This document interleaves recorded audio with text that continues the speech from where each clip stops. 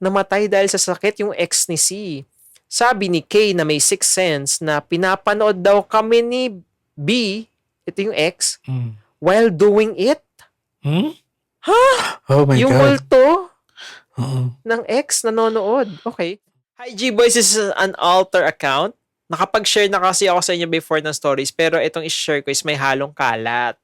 Trigger warning, it involves sex, alcohol, death. So start na po tayo Ay, in grabe. that order. Mm. Okay. This story is fresh lang. It happened last week.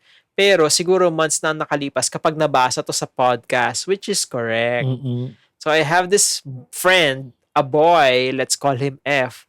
Niyaya ako sa inuman session nila ng mga kababata niya somewhere south of the metro. They are 5 boys including F.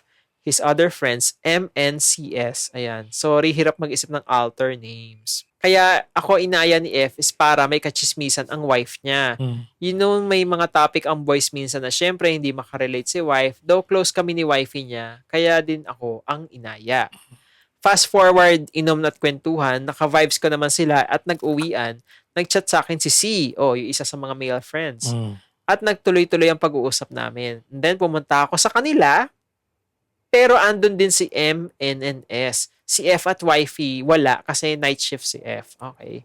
So yung actual friend niya lang yung wala. Parang ganon.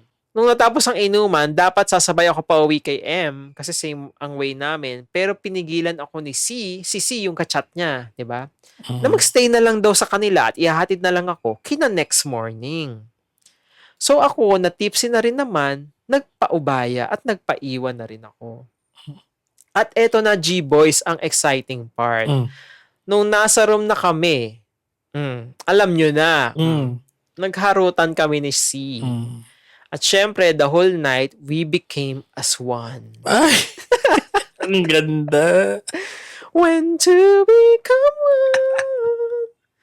Ang harot. Kinatid naman niya ako next morning sa office kasi may work ako ng morning.